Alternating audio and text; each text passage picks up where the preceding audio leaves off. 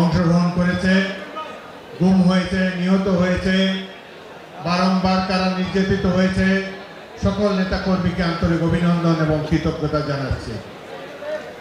আজ থেকে 17 বছর আগেই বিএনপি গণতন্ত্র প্রতিষ্ঠার জন্য, জনগণের ভোটাধিকার প্রতিষ্ঠার জন্য সংগ্রামে লিপ্ত হয়েছিল। অনেক অত্যাচার নির্যাতন সহ্য করে বিএনপি নেতাকর্মীরা আজকে দেশকে এই অবস্থায় নিয়ে এসেছে।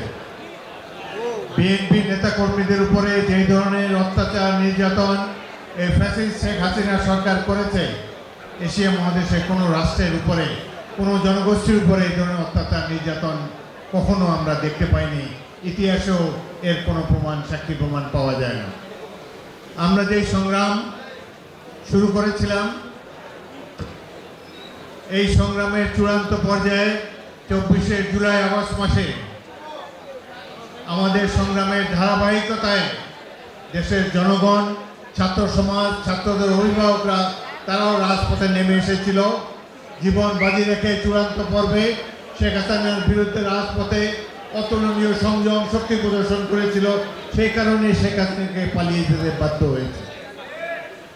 এই আন্দোলনের জন্য কেউ কেউ হয়তো নিজেরা সবাই কৃতিত্ব দাবি করেন, আমরা সবাইকে কৃতিত্ব দিতে চাই, কিন্তু 17 বছর ধরে একটানাভাবে যে সংগ্রাম করে এলো বিএনপি, এই যে আমাদের হাজার হাজার নেতাকর্মী গুম হলো, এই 2 মাসে জুলাই আগস্টেই তো আমাদের 488 জন সদস্য জীবন দিয়েছে। সুতরাং এই যে তিতিক্ষার বিনিময়ে বুকের রক্ত দিয়ে যারা এদেশে গণতন্ত্র প্রতিষ্ঠা করে গেল, মাফিয়াতন্ত্রের অবসান ঘটাবো, তাদেরকে আমরা নিশ্চয়ই শ্রদ্ধার সাথে স্মরণ করব। বিএনপি জন্মই হয়েছিল গণতন্ত্র প্রতিষ্ঠার জন্য। 1971 সালের মহান মুক্তিযুদ্ধে স্বাধীনতার ঘোষক মেজর জিয়াউর রহমান দেশকে শত্রুমুক্ত করার জন্য ছাত্র জনতাকে আহ্বান জানিয়েছিলেন সশস্ত্র সংগ্রামে শরীক হওয়ার জন্য। এই সংগ্রামের লক্ষ্য ছিল দেশে গণতন্ত্র প্রতিষ্ঠা। পাকিস্তানিরা গণতন্ত্রকে কখনো মূল্যায়ন করেনি। তারপরে গণতন্ত্রের বদলে তারা যখন একটি গণহত্যা আমাদের উপর চাপিয়ে দিয়েছে, সেই সময় রাজনৈতিক দলের দেখাপত্র না পাওয়া সত্ত্বেও মেজর জিয়াউর রহমানের নেতৃত্বে এই দেশের সৈনিক, ছাত্র, সাধারণ মানুষ বীর দর্পে যুদ্ধ করেছে এবং 9 মাসের বীরত্বপূর্ণ যুদ্ধের মাধ্যমে এই দেশকে স্বাধীন করেছে। এটি হলো প্রকৃত ইতিহাস। সেদিন গণতন্ত্র প্রতিষ্ঠার জন্য আমরা যে লড়াই করেছিলাম 71 সালে, আজ এত বছর পেরিয়ে গেল, এখন পর্যন্ত গণতন্ত্র নাই বাংলাদেশে, গণতন্ত্রের দেখা পাওয়া যাচ্ছে না। অনেকে বলে যে, কিছু কিছু গুরুত্বপূর্ণ ব্যক্তিরাও বলে যে আমরা ভোটের জন্য নাকি মাফিয়াতন্ত্রের অবসান ঘটাইনি। আমরা মনে করি যে আমাদের প্রধান লক্ষ্য গণতন্ত্র অর্জন, আমাদের প্রধান লক্ষ্য বাংলাদেশকে একটি কল্যাণ রাষ্ট্রে পরিণত করা। আমাদের মধ্যে, আমি অতীতের কথা বলতে চাই না, বিএনপির অনেক সংগ্রামী অতীত রয়েছে। আগামী দিনে ভবিষ্যৎ সম্পর্কে 2-1টি কথা বলেই আমার বক্তব্য শেষ করব। আমাদের মধ্যে অনেকেরই ধারণা রয়েছে যে এই তো আর 3-4 মাস পরেই, ফেব্রুয়ারি মাসেই তো ইলেকশন, এই নির্বাচনের পরেই তো বিএনপি রাষ্ট্র পরিচালনার দায়িত্ব পাবে।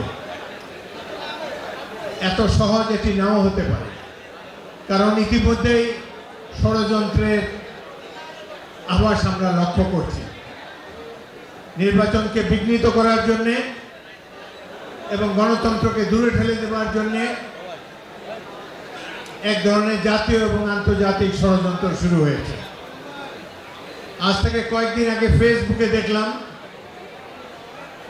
আসামের মুখ্যমন্ত্রী হেমন্ত বিশ্ব শর্মা, ত্রিপুরার মুখ্যমন্ত্রী, তারা দুজন ওপেনলি প্রধানমন্ত্রী মোদীকে আহ্বান জানিয়েছে বাংলাদেশে ভারতীয় সৈন্য পাঠিয়ে বাংলাদেশ দখল করে আবার শেখ হাসিনাকে সিংহাসনে বসাবার জন্য। প্রতিবেশী রাষ্ট্রের কয়েকজন মুখ্যমন্ত্রী এইভাবে তাদের কেন্দ্রীয় সরকারকে আহ্বান জানাচ্ছে। ভারতীয় লোকসভায় 2-1 জন সংসদ সদস্য বলেছেন যে আমাদের অকৃত্রিম বন্ধু শেখ হাসিনা এখন বিপদে, আমরা তার পাশে দাঁড়িয়ে তাকে আবার বাংলাদেশে রাষ্ট্র ক্ষমতায় প্রতিস্থাপন করতে হবে।